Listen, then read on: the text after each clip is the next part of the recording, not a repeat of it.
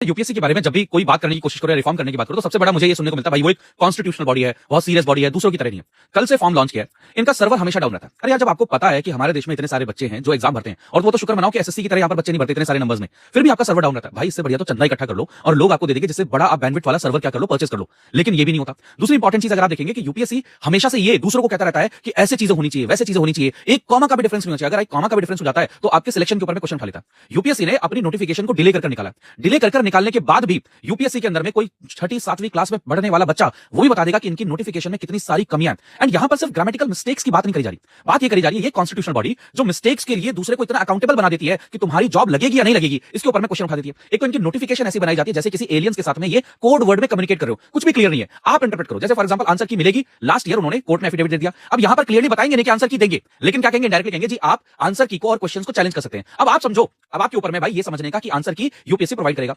कहने के लिए हेल्पलाइन नंबर बना देते हैं। हेल्पलाइन नंबर ऐसा बनाएंगे जिसके अंदर में आप कॉल करते रहो, आप करते रहोगे, आपके बच्चे कर लेंगे, आपकी सदियां हो जाएंगी, उसके बाद में भी जवाब पता क्या दिया जाता है, देख लो, देख लेना, कर लेना।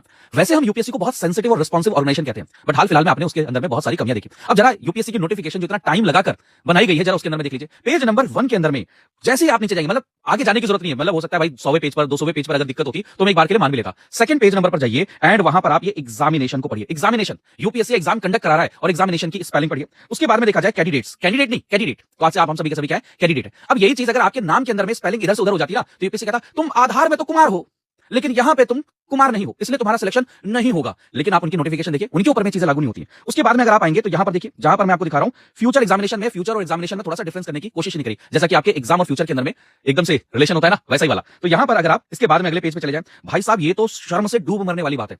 हमारी पूरी सरकार ने प्रतिभा सेतु चेयरमैन साहब प्रतिभा सेतु बना दिया है, जिन बच्चों का सिलेक्शन नहीं हो पाया इंटरव्यू दे दिया है उनका भी कहीं ना कहीं एम्प्लॉयमेंट कराएंगे। एंड हुआ क्या, हुआ ये कि प्रतिभा सेतु को लिख दिया प्रभिथा। अबे भाई एक बार चेक तो कर लेते भाई, एक बार हमसे कहते हो फॉर्म फिल करते टाइम पर 2 बार चेक कर लेना, तीसरी बार में गलती हुई तो मुझे इसकी जिम्मेदारी नहीं है। बच्चों को कंफ्यूज करने का, परेशान करने का जैसे ठेका उठा रखा है। और ये चीज आप समझिए कि हमें कॉन्स्टिट्यूशनल बॉडीज या फिर जो ऑर्गेनाइजेशन होती है उनको क्लैरिटी देनी चाहिए, क्लैरिटी देते नहीं है। अब जैसे फॉर एग्जांपल फॉर्म अपलोड करना है, इमेज अपलोड करनी है, कैसे करनी है, क्या करनी है, उसके लिए अलग डॉक्यूमेंट जाके पढ़ो। अरे एक जगह पर सिंप्लीफाइड लैंग्वेज में आपको देने में क्या दिक्कत जा रही है। अब जैसे एग्जांपल देखिए, स्टैच्यूरी, कॉन्स्टिट्यूशनल स्टैट्यूटरी बॉडीज आपने पढ़ी होंगी, ये नया टर्म है, इसको जरूर पढ़ के जाना भाई, एग्जाम में आ भी सकता है। यहां पर अगर आप देखें, यहां पर फंक्शनल क्लासिफिकेशन की जरा स्पेलिंग देख लो।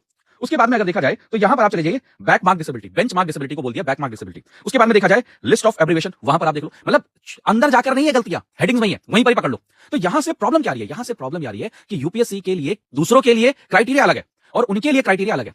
तो मेरे भाई यहां पर प्रॉब्लम यही आती है, कथनी और करनी जो बोलते हैं। आप एक कॉन्स्टिट्यूशनल बॉडी है, आप गली मोहल्ले में एक कंपटीशन कराने वाले ऑर्गेनाइजर नहीं है कि आप कोई चित्रकला का कंपटीशन करवा रहे हैं। आप एक कॉन्स्टिट्यूशनल बॉडी है जिसके 100 साल आप सेलिब्रेट कर रहे हैं, उसके बाद भी